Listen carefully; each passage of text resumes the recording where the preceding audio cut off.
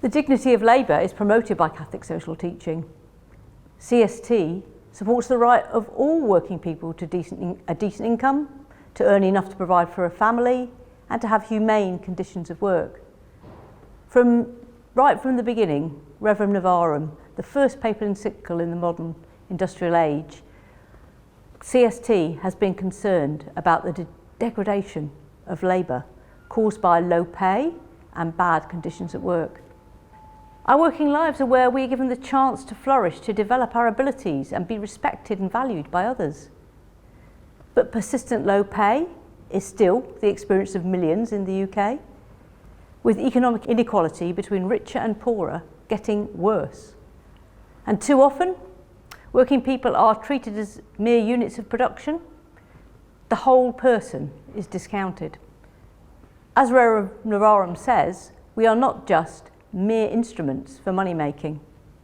That utilitarian way of thinking does not fit with teleological understandings of our humanity or the nature of work that we find in Catholic social teaching.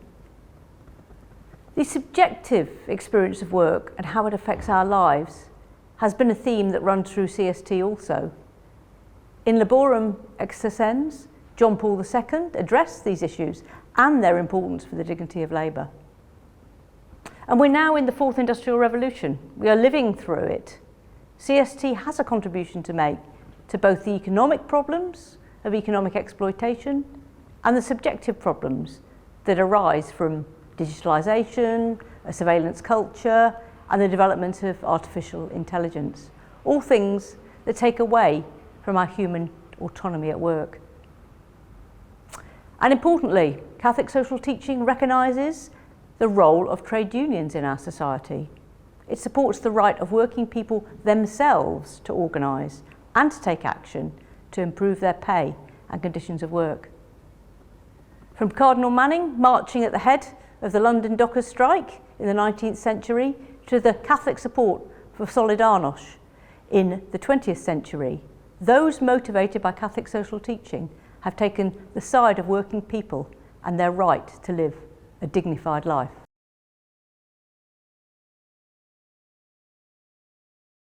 I think there are two main issues that stand out in the world of work today. That is in-work poverty and insecure work. Over half of those in relative poverty are from working households, nearly 8 million people. And 2/3, this is the shocking statistic I think, 2/3 of children in poverty are from a working household.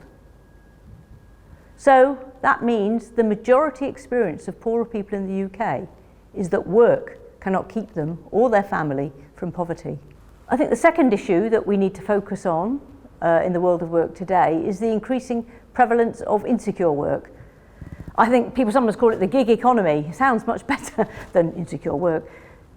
But it affects nearly 4 million workers in the UK. If you're on a 0 hours contract, you have great uncertainty about your working hours. You mean you often don't know when your next shift will be or whether you'll be able to pay your bills because you don't know how much you're going to get paid per week. That is why rights from day one of employment, not 0 hours contracts, is a priority for the trade union movement, as well as provisions for all workers, wherever they work, to have sick pay, holiday pay and other decent conditions of work. The experience of agency and seasonal workers, often migrant workers, is even worse. They're subject to exploitation from payroll companies and often get trapped into paying exorbitant recruitment fees. They end up in what is called debt bondage, and it's as bad as it sounds.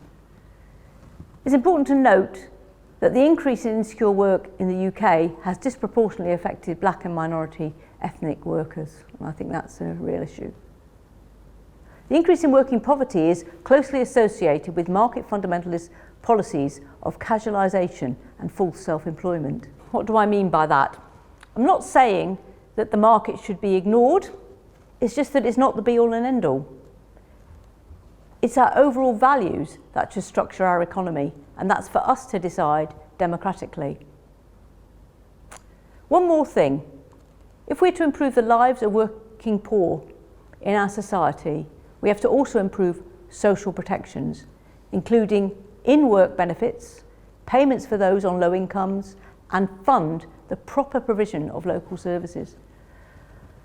The importance of social protections is recognised in Catholic social teaching. As Reverend Navarro says, the richer class have many ways of shielding themselves, and they stand less in need of help from the state, whereas the mass of the poor have no resources of their own to fall back on.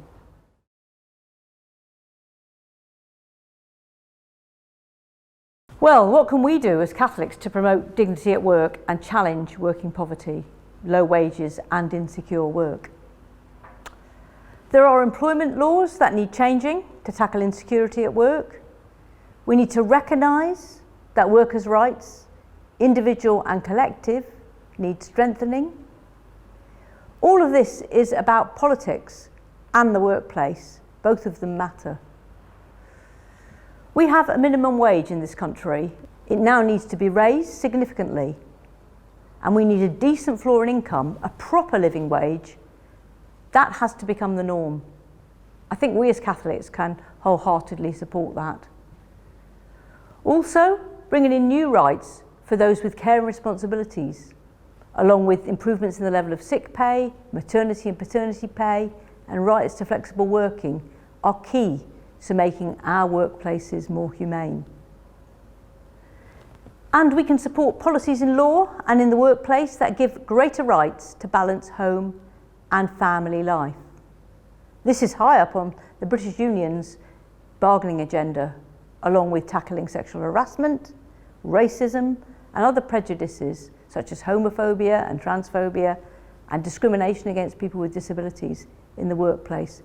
That all needs sorting to make our workplaces fairer. All these are things that trade unions promote and can work with good employers to achieve. And last but not least, what we as Catholics can do is to join a union, get involved, be a responsible citizen in your workplace and care about your colleagues.